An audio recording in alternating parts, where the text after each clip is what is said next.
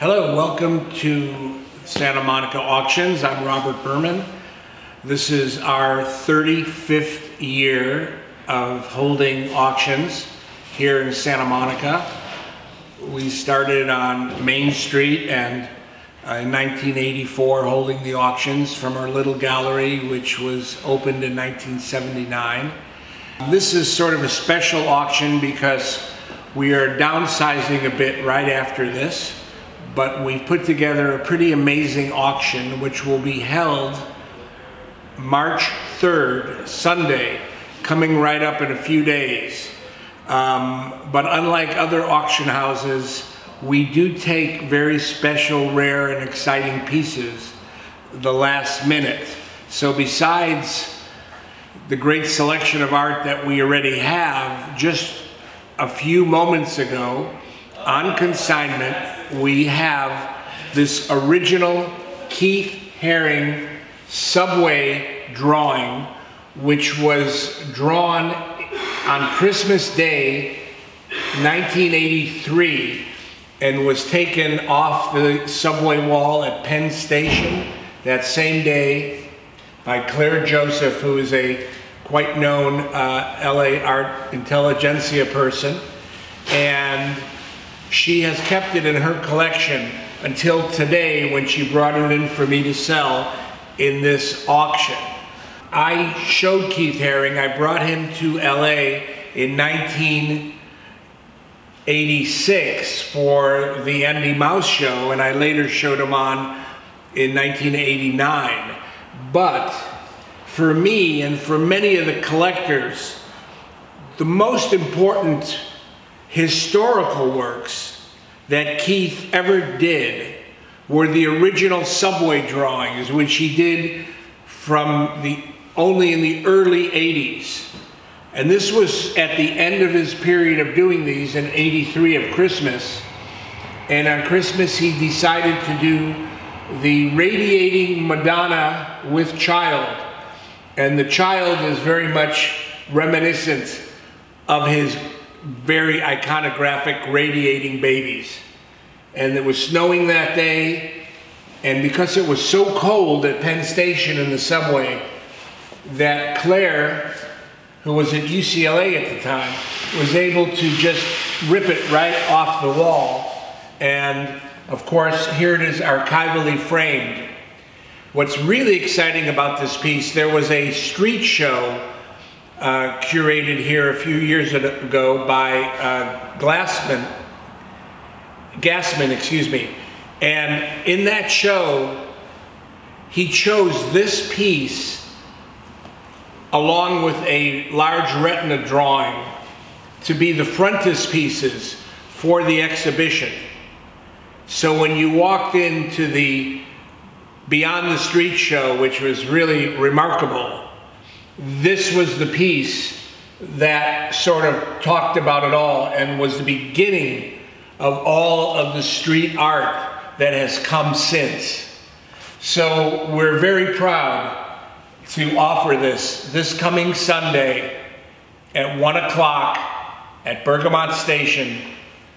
You can go online and see it all at smauctions.com. And you can bid online, you can bid live, you can bid absentee, but whatever you do, if you have a chance, come by and see this work, because it truly belongs in a museum.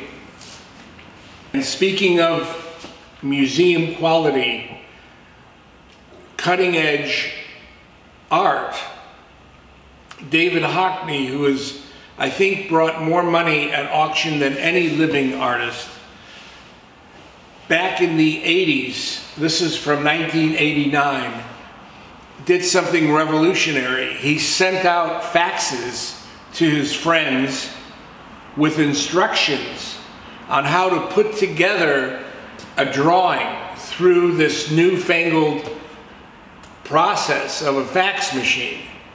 And this particular image here with David's dog was sent to Billy Wilder. It was in Billy Wilder's collection. The person who consigned it to us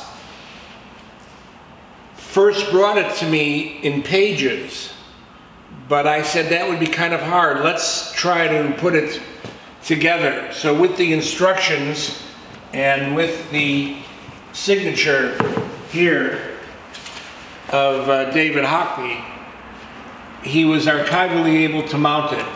So this is another museum piece. Back in the 70s and 80s, there was a new school of artists that came out that were called appropriation artists.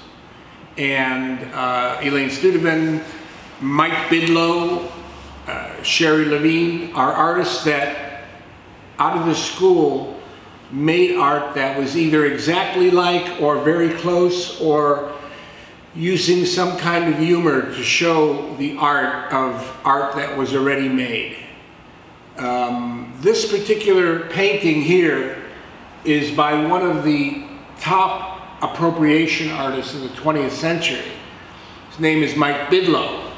And this was a series he did in the early 80s. This was from 1983. And it is an incredible reminiscent painting of one of the icons, Jackson Pollock. In the same vein of appropriation, one of the very important artists of the 20th century, the latter part, is the artist Liza Liu. And in 1999, she did this incredible soup can that is reminiscent of Andy Warhol, but she did it with her beads, her way of making art. Really a remarkable small piece. Here we have a Picasso plate from 1949. Here we have a very strong painting by LA artist Joe Good, who is going to become, as he's underrated in his prices today, but we believe he will be remembered as one of the great experimental artists of Los Angeles. He was working with Ed Ruscha and all the great artists back in the Ferris days. But this is a painting from Jim Corcoran Gallery from 1988. This is an incredible silkscreen by Andy Warhol called Kiku, a series of prints that he did in Japan in the early 80s. This is an incredible work of his. And below it, from the 80s also, we have some drawings, gouaches by LA's Patrick Nagel. But in the same chord, we also have two amazing paintings that were done also in '83 by Patrick Nagel. And these are paintings, acrylics on canvas, and they're in mint perfect condition. These will also be up at auction. And right over here you see a very beautiful work by Ai Weiwei called Thin Line, which is a multiple, but it is really a pristine, beautiful example of the kind of experimental art that the great artist Ai Weiwei makes. Wallace Berman, the unsung leader, well, he's getting a lot of attention now, of the LA art scene, is known for these works that were used in a special kind of Xerox, but he started doing them in '66. And then in 1974, he was brought into Gemini, and Gemini put together this suite of 13 of the Wallace Berman works and made a portfolio of 50.